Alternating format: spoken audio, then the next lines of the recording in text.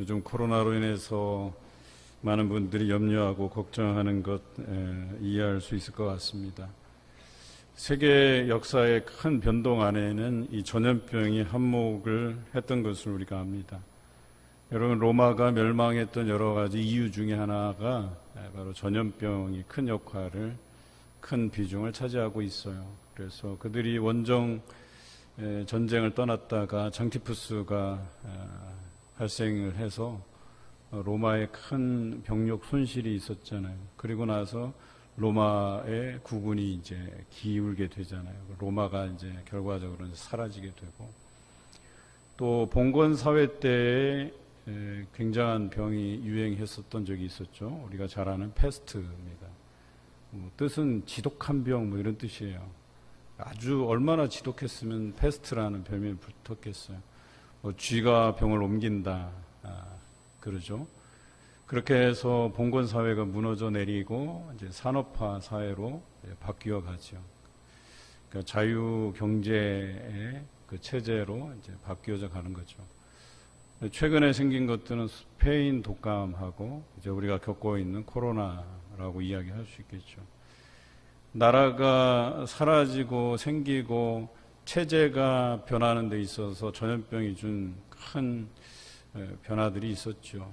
또 그거에 버금가는 사건들이 이제 전쟁이죠. 그 전쟁을 통해서 어느 나라가 사라지고 또 새롭게 생겨나고, 우리가 겪고 있는 이 변화들이 사실은 만만한 게 아니에요. 그냥 가볍게 넘길 수 있는 게 아니에요. 그래서 우리가 방역 수칙을 제대로 잘 지키는 것이 정말 우리에게 참 중요한 과제 중에 한 개죠. 우리 교회가 만약에 그런 코로나로 인해서 직간접적으로 영향을 받으면 우리도 교회 문을 닫고 온라인으로 전환해야 될지 모르는 그런 긴급한 상황에 있는 것은 맞아요. 오늘 제가 기독교 TV를 잠깐 봤는데 온라인으로 이제 예배드리는 모습이 이제 방송을 통해서 나오더라고요. 참 처량하고 안타깝고, 또 그런 모습을 보니까 이것이 우리 교회의 미래가 될 수도 있겠구나 하는 생각도 가져봐요. 물론 어느 순간에는 우리가 겪고 있는 이것이 마치 무슨 우리가 지금 경험하고 있는 독감이나 이런 것처럼 자연스럽게 우리 삶의 자리에서 적응해 갈 수 있는 문제로 될 날이 있을 거라는 그런 희망은 있지만, 그래도 우리 사회 안에서 적지 않은 변화들을 분명히 일으키고 있고, 또 그 변화들이 여러분 삶이나 우리 교회에 많은 영향을 미칠 거라는 건 분명합니다. 그래서 요즘은 메타버스라고 하는 표현들이 좀 유행처럼 번지고 있어요. 앞으로 교회가 기존의 사역들로는 사람들의 어떤 그 마음을 파고들 수 있는 것이 부족하지 않을까 하는 염려도 있죠. 그런데 또 저는 반대로 우리가 원색적인 복음으로 돌아가야 된다 하는 생각을 또 가져요. 과거 우리 부모 세대들이 가졌던 그 신앙의 열심, 말씀으로 돌아가는 열심, 또 기도하는 자리를 되찾는 그런 시간들로 삼았으면 좋겠다 하는 생각이 들어요. 아무래도 우리가 너무 분주하게 살다 보니까 그 분주한 것들을 잠시 멈추고, 또 하나님의 그 말씀의 자리, 또 하나님께 드리는 기도의 자리로 돌아가는 그런 사인 같아서 곰곰이 생각해 보았습니다. 요즘 일본에서는 올림픽이 한창이죠. 어제 여자 펜싱 사부르 단체전이 있었습니다. 제가 보니까 오버아웃까지는 10점 차이가 났어요. 보통 단체 경기는 45점을 내는 건데, 이제 한 바우트당 이제 앞서가는 팀이 이제 이렇게 5점씩 내면은 바우트가 끝나게 되거든요.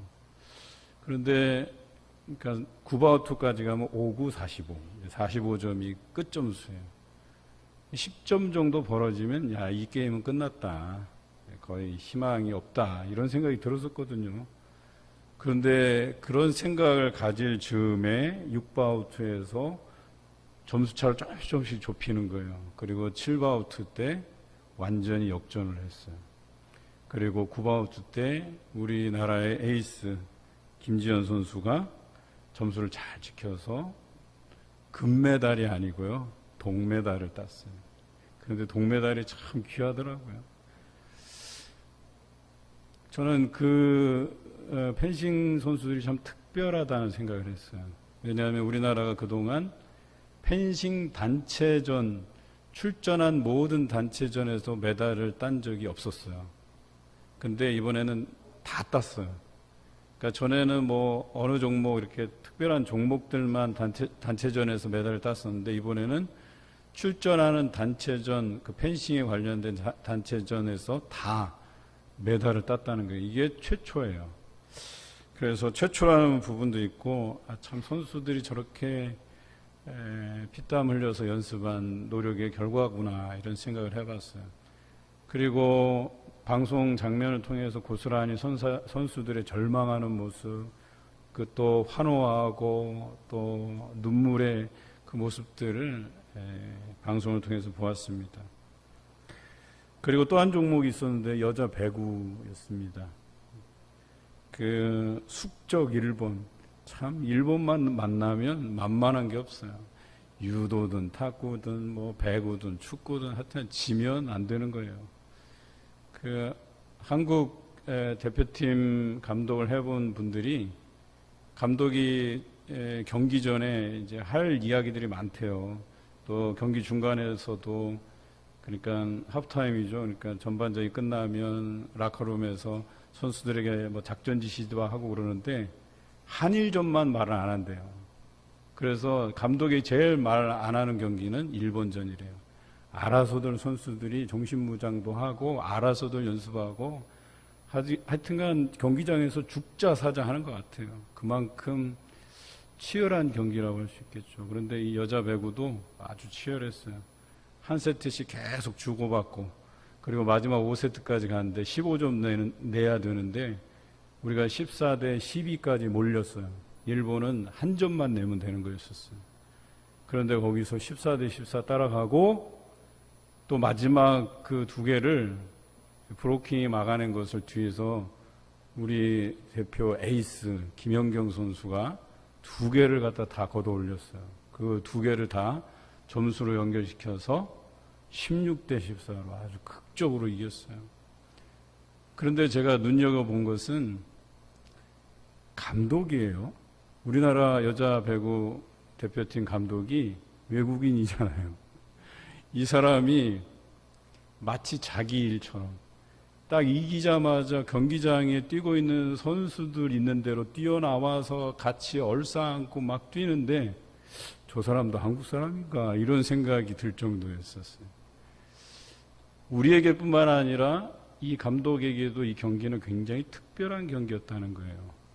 자기가 대표팀을 맡고 나서 이 선수들의 그 여러 가지 사정들을 이해하고 알아가면서 그가 경험했던 것은 일본과 우리나라의 관계였었어요. 그래서 이 경기는 어떤 기술적인 부분을 조언하기보다는 정신무장이 되어야 된다라고 하는 것을 알았다는 거예요. 그래서 제가 생각하기에, 야, 정말 한국 사람 다 됐구나. 우리가 늘 그러잖아요. 한일전은 정신무장으로 이게 판결이 난다 그러잖아요. 조금만 헤어지면 지는 거예요, 그냥. 그런데 저는 왜 이런 사람들을 특별하게 여겼냐. 저는 누군가가 이런 특별한 순간들을 만나는 게 정말 특별한 사람들에게만 찾아오는 줄 알았어요. 그런 사람들에게만 찾아오는 줄 알았어요. 그런데 성경을 읽다가, 이런 사람들에게만 그 순간이 특별하게 다가오는 것이 아니었구나라는 생각을 하게 되었어요. 누구나가 이러한 특별한 경험을 할 수 있다고 성경은 기록하고 있어요. 바로 말라기의 말씀이 그러합니다. 그런데 이 말라기 말씀의 시대를 우리가 점검해 보면 뭐 좋았던 시대가 아니에요. 예를 들어서 신앙의 전성기가 되었던 시대라면 그 전성기 중에서 이런 사람 저런 사람 특별한 사람들이 나오기 마련이잖아요.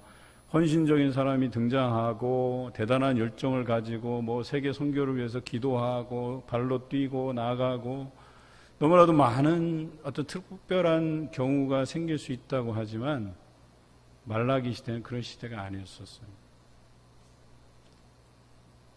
그럼에도 불구하고 말라기서는 이렇게 얘기합니다.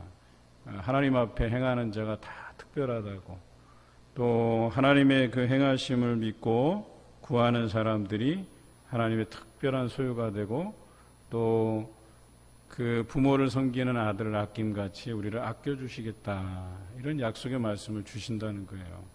이것은 시대를 뛰어넘는 거예요. 시대가 좋든 나쁘든 상관없이, 신앙의 전성기를 맞이하든 암흑기를 맞이하든 그것과 상관없이 여전히 하나님을 찾고 찾는 사람들은 하나님께서 특별한 소유를 삼으신다고 그러셨고 아들같이 특별히 아끼신다, 이런 말씀을 주신다는 것이죠. 그런 의미에서 우리 서로에게 특별한 존재임을 이야기해 보려고 합니다. 우리 서로 이렇게 쳐다보시고 이렇게 인사해 볼까요? 좀 민망하기는 하지만 사랑합니다. 예, 목소리 들으니까 좀 민망하신 것 같아요. 민망. 그러면 이렇게 인사해 볼까요? 다르게. 하나님께서 당신을 특별하게 생각하십니다.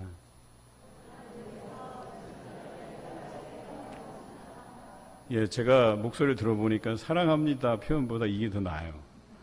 그러니까 사랑합니다 하니까 괜히 쑥스러웠고, 저 사람이 나랑 뭔 상관이 있길래 사랑한다는 표현을 하나 마치 이렇게 민망하게 표현하는데, 예, 하나님께서 당신을 특별하게 생각하십니다, 이런 인사를 하자고 하니까 그래도 제법 큰 소리로 이렇게 격려하시면서 말씀해 주셔서 너무나도 감사드립니다. 어때요? 이야기를 들으니까 좀 특별한 생각이 드세요? 예, 여러분들이 좀 특별하다 이런 생각이 드십니까? 오늘 말라기서에는 여러분들을 특별하다고 말씀하십니다. 여러분 존재 한 분 한 분 하나님 앞에서는 특별하지 않은 사람이 없다라고 이야기합니다. 오늘 이 자리에 오신 여러분들을 하나님께서 특별하게 생각하십니다. 여러분을 하나님께서 특별한 소유로 삼으십니다. 내 백성이라고 부르십니다. 이 자리에 계신 여러분 한 분 한 분이 매우 소중하고 특별한 분들이십니다. 여러분, 특별하다라고 하는 것은요, 내가 세상에서 무엇인가를 다른 사람들보다 더 누린다, 더 높은 지위에 오른다, 더 유명세를 탄다, 또 더 많은 사랑을 받는다, 이것이 전부가 아니라는 것이에요. 세상은 특별하다는 의미를 다른 사람보다 비교해서 더 많은 것을 소유했거나 더 많은 인기를 누리거나 이런 방식으로 이해하지만, 하나님께서는 그런 방식으로 우리를 특별하게 생각하지 않으십니다. 하나님의 방식은 누구에게나 똑같이 특별하다는 생각을 가지도록 하십니다. 세상에서는 이 사람에게 더 관심을 가진다 해서 그 사람만 특별한 게 아니라 세상에서 관심 받지 못하는 사람마저도 하나님께서는 특별하게 여기신다라고 하시는 것이에요.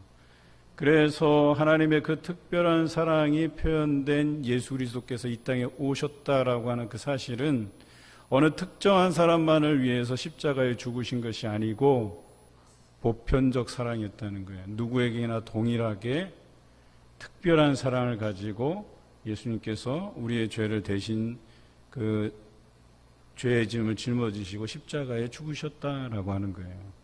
그리고 모든 이들을 위해서 십자가의 죽음에서 사흘 만에 부활하셨다라고 하시는 것이죠.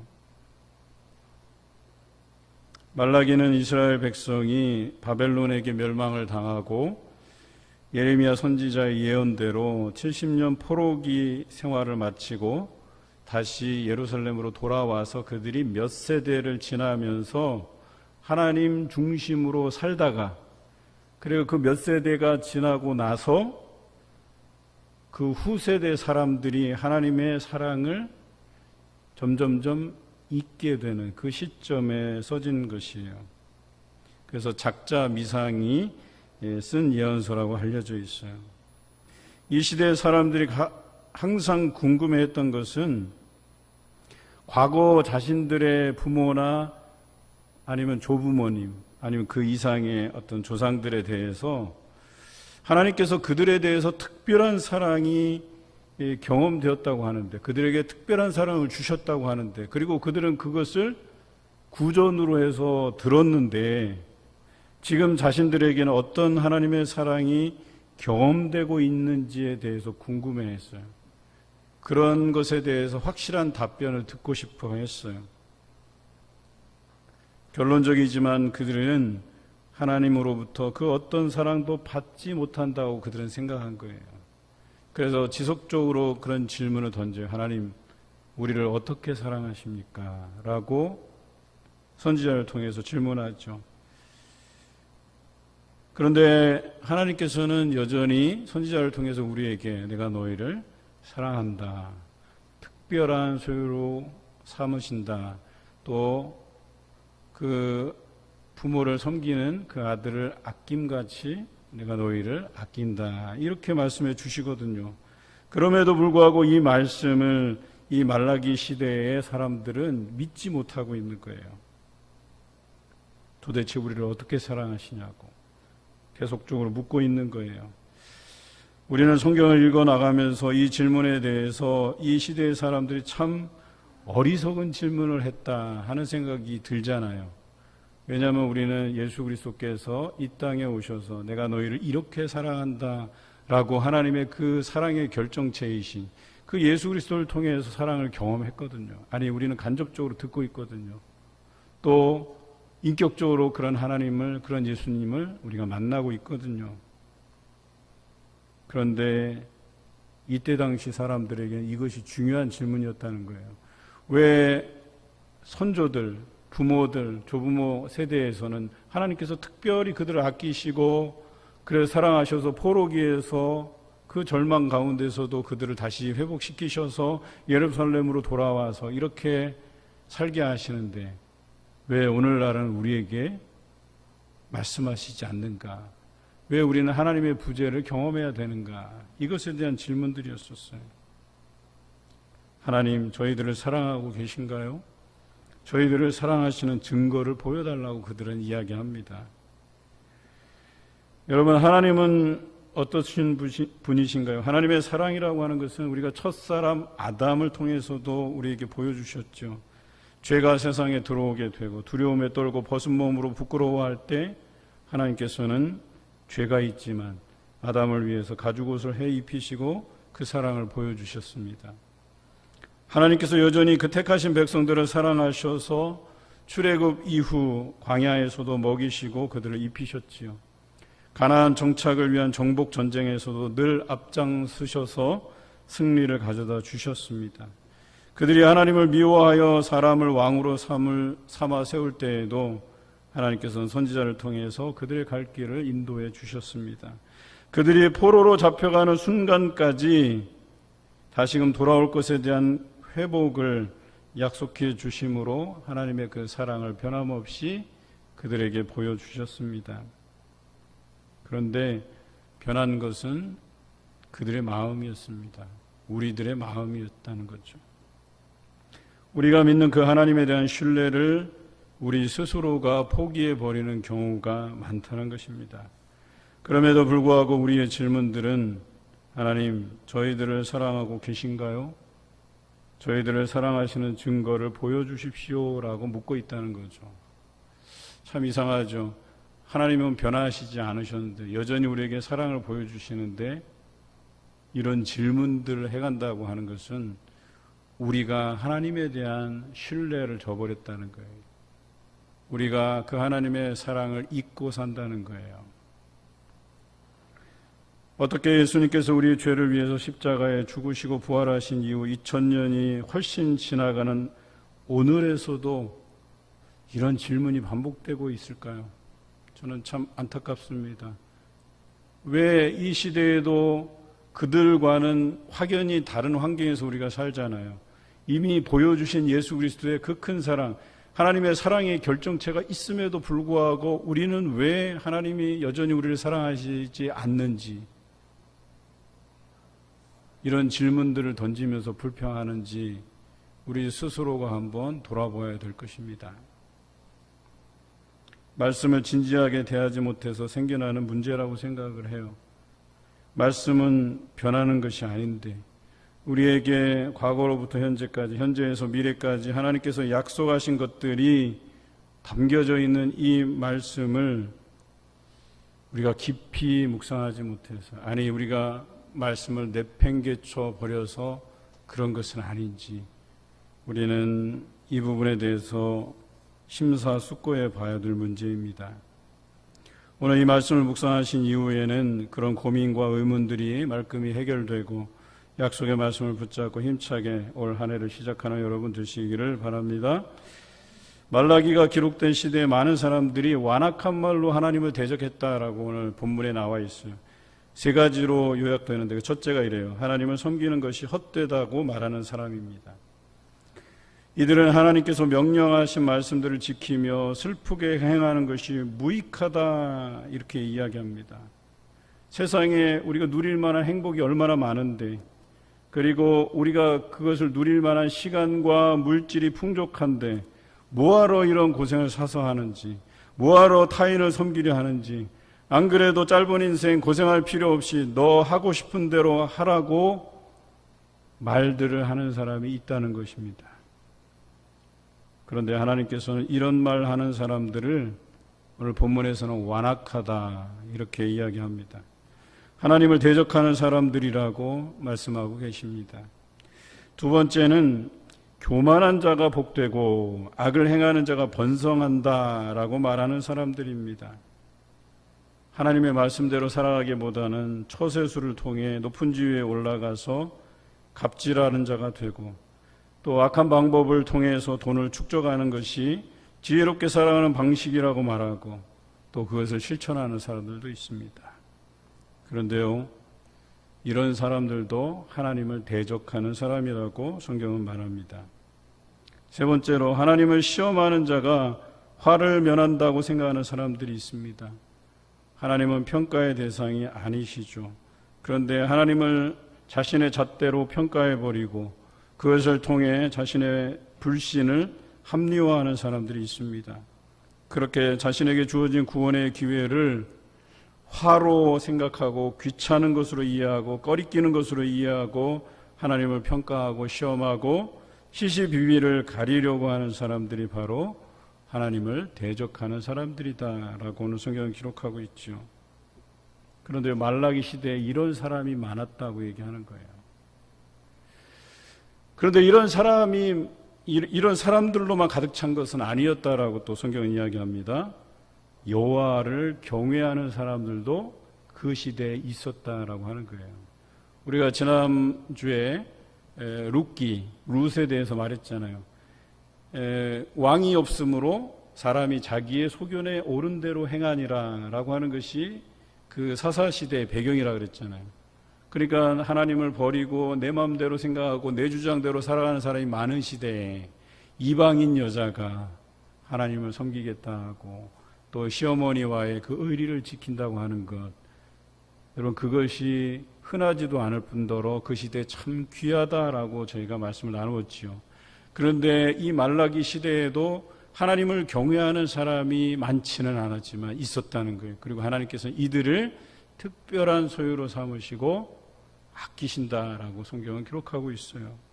여러분, 시대가 중요한 게 아니에요. 좋은 시대, 나쁜 시대, 어려운 시대, 행복한 시대, 이게 중요한 게 아니라 현재적 삶에서 우리는 과연 하나님을 경외하고 있는 사람들인가, 이게 중요한 문제예요.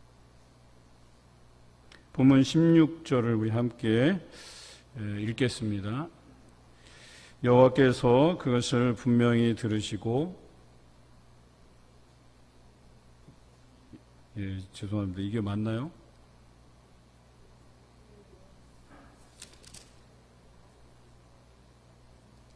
예, 맞네요. 자, 같이 읽겠습니다. 그때 여호와를 경외하는 자들이 피차의 말함에 여호와께서 그것을 분명히 들으시고 여호와를 경외하는 자와 그 이름을 존중히 여기는 자를 위하여 여호와 앞에 있는 기념책에 기록하셨느니라. 그렇습니다. 이런 시대에도 여호와를 경외하는 자가 있었고 여호와의 이름을 존중히 여기는 자가 있었다. 그리고 이런 사람을 오늘 성경에 보면 기념책에 기록하였다라고 성경은 기록하고 있어요. 여러분, 기록할 만큼 이런 시대에 이런 사람이 귀하다 이런 뜻 아니겠습니까? 저는 이 코로나로 인해서 우리 성도들 사이에서 뭔가 좀 걸러졌다 하는 느낌을 받아요. 그동안 그냥 뭐랄까요? 할 수 없이 신앙생활 했던 사람과 오히려 그 신앙을 지키기 위해서 애쓰고 수고하는 사람들이 갈렸다고 보거든요. 어떤 사람은 코로나로 인해서 핑계 삼아서 교회 나오지도 않고 열심을 내지도 않고 더더군다나 집에서 뭐 성경 읽고 기도하는 것은 전무하고 무늬만 기독교인인 사람들이 있었고 또 반면으로는 이처럼 여호와를 경외하고 존중히 여기는 이런 사람들이 있었다는 거예요. 이런 사람이 귀한 시대였다는 거예요. 지금도 그래요. 지금도 이런 사람이 귀한 시대에 우리가 살고 있어요. 과거 세대에 비해서 우리가 말씀에 전념하고 기도의 자리를 열심히 사모하여 나오는 것들이 과거에 비해서 현격하게 감소된 것이 사실이거든요. 그리고 코로나 전, 코로나 후가 완전히 다른 양상을 보이고 있어요. 여러분, 대형교회도요, 이렇게 잘게 예배를 나누어서 드리면 자리가 넓기 때문에 성도들이 마음만 정말 열심히 낸다면 다 드릴 수가 있어요, 예배가. 제가 있었던 교회에서도요, 400석이 준비되어 있거든요. 사회적 거리 2m 유지하고 여러 공간을 이용해서. 그러면 작년이 예배 드리는 숫자가 한 1,500명 되니까요. 446. 한 4번 나누어 드리면 된다는 얘기예요. 그렇죠? 그런데 예배 드리는 인원이 얼마나 줄었냐. 60%를 채 넘지 못해요. 그럼 그동안 예배 드리던 인원은 다 어디 간 거예요? 물론 이 코로나로 인해서 그 어떤 감염이 될까 우려스러운 또 거동이 불편한 뭐 고위험군인 사람들이 있다고 치고 그럼에도 불구하고 많은 사람들이 코로나를 핑계 삼아서 예배의 자리를 벗어나는 사람들이 있다는 거예요. 과연 그런 사람들이 하나님을 존중히 여기고 경외하는 사람들일까? 저는 한번 질문을 던져보고 싶습니다. 과거에 이보다 더한 상황이 있었어요. 생명을 내어놓아야 될 상황들도 있었어요. 그런데도요, 초대교회는 하나님을 믿는 사람들을 잡아 가두고 예수 그리스도를 전하는 사람들을 다 죽여 없애는 그런 시대를 살면서도 흩어져서 동굴에서 조용히 예배드리면서 복음을 전하는 이들이 넘쳐났어요. 초대교회가 부흥할 수 있는 이유가 거기 있었거든요. 우리는 성경을 통해서 이것을 부인할 수는 없을 거예요. 코로나가 그 정도일까요? 그렇지 않아요. 제가 볼 때는 그 정도까지는 아니에요. 우리가 성경을 정통해서 읽어봤다면 우리가 이런 시대에 어떤 마음의 자세를 가지고 예배드려야 되는지에 대해서 모를 리가 없어요. 하나님을 경외하고 그 이름을 존중히 여기는 자가 분명히 있다는 것입니다. 그리고 성경에 보면 양과 염소를 구분하듯이 알곡과 가라지를 구분하듯이 언젠가는 추수 때에 하나님께서 그들을 구별하실 거라는 거예요. 오늘 마지막 본문 말씀에도 보면 악인과 의인, 하나님을 섬기는 자와 섬기지 않는 자를 하나님께서 구별하시겠다고 분명히 말씀하고 계셔요. 그런 날이 종말이 가까운 때예요. 그런 날일수록 우리는 하나님께 더 가까이 나아가는 사람들이 된다는 거예요. 여러분 때 종말이 오지는 않겠지. 설마 이렇게 생각하고 살아가는 사람은 없겠지요. 마라나타 주 예수여 어서 오시옵소서. 우리의 신앙이라고 하는 것은 예수 그리스도의 재림을 기다리면서 촉구하면서 살아가는 사람이 된다는 거예요. 종말에 그런 여러 가지 현상들이 일어나고 있잖아요. 그런데도 내가 살아있는 동안은 오지 않겠지. 여러분, 이것이 우리 신앙을 병들게 해요. 오지 않더라도 오실 거라고 믿고 우리는 살아가는 삶이 된다는 거예요. 그리고 그런 하나님을 존중히 여기고 경외해야 된다는 거예요. 여러분은 하나님을 존중히 여기는 분이십니까? 아니면 하나님을 대적하는 분이십니까? 하나님을 존중히 여기는 자를 하나님께서는 특별한 소유로 삼아주신다고 성경은 이야기합니다. 우리 본문 17절 함께 읽겠습니다. 만군의 여호와가 이르노라. 나는 내가 정한 날에 그들을 나의 특별한 소유로 삼을 것이요 또 사람이 자기를 섬기는 아들을 아낌같이 내가 그들을 아끼리니. 그래요. 하나님께서 아끼신대요. 하나님의 사랑을 받는 사람은 우리가 보아도 안다라고 성경에 기록하고 있어요. 사실 마지막 절은 하나님께서 악인과 의인을 구분하시기도 하고 하나님을 섬기는 자와 섬기지 않는 자를 구별하신다. 이 표현은 하나님의 입장에서의 말씀이 아니라 사람들이 분별하게 된다라는 표현이거든요. 여기에 전제된 것은 하나님은 당연히 구별하시고요. 그런데 하나님이 구별하신 그 사람을 우리들도 구별할 수 있다라고 성경은 기록하고 있는 거예요. 이 사람이 하나님께서 특별한 소유로 삼으신 사람인지, 또 이 사람을 하나님께서 매우 아끼시는 사람인지 우리가 그것을 할 수 있다고 분명히 이야기합니다. 분별할 수 있다고 이야기합니다. 여러분, 우리가 항존직 피선자 교육을 받고 있지 않습니까? 여러분들이 그런 분별함을 가지고 뽑은 사람들이잖아요. 또 앞으로도 그런 사람들을 여러분들이 눈여겨볼 것이고, 이런 사람이 하나님께서 특별한 소유로 삼으신 사람이고, 이런 사람이 하나님이 아끼는 사람이다라고 하는 그런 사람을 여러분들이 또 뽑을 거 아닙니까? 그것을 우리의 영적인 안목으로 볼 수 있다고 성경은 기록하고 있는 거예요. 본문 18절을 우리 함께 읽어보겠습니다. 그때 너희가 돌아와서 의인과 악인을 분별하고 하나님을 섬기는 자와 섬기지 아니하는 자를 분별하리라. 그래요. 하나님을 존중히 여기는 자를 하나님께서 특별한 소유로 삼아주실 뿐만 아니라 아들처럼 아껴주신다고 했어요. 그리고 사람들이 그 사람들을 알아본다고 이야기했습니다. 그래서 제가 아까 여러분들께 당신은 하나님이 특별히 여기시는 사람입니다, 이렇게 표현하게 한 거예요. 오늘날 여러분들이 옆 사람을 보면서 정말 당신은 하나님께서 아끼는 사람입니다, 이런 표현이 절로 나와야 된다니까요. 그런데요, 여러분 안에 증오의 감정, 미워하는 감정이 있다고 칩시다. 그런 사람이 내 옆에 앉았다고 칩시다. 그럴 리도 없겠지만 옆에 앉았다고 쳐요. 그런 표현이 나올 수 있겠어요? 진심으로 여러분, 당신은 정말 하나님께서 특별히 여기시는 사람입니다, 이렇게 표현할 수 있겠습니까? 여러분, 솔직해져야 돼요. 그런 표현이 나올 수 있는 그런 우리 모든 성도가 되시기를 바랍니다. 여러분은 특별한 존재이십니까? 하나님과 사람에게 인정받고 사랑받는 존재이십니까?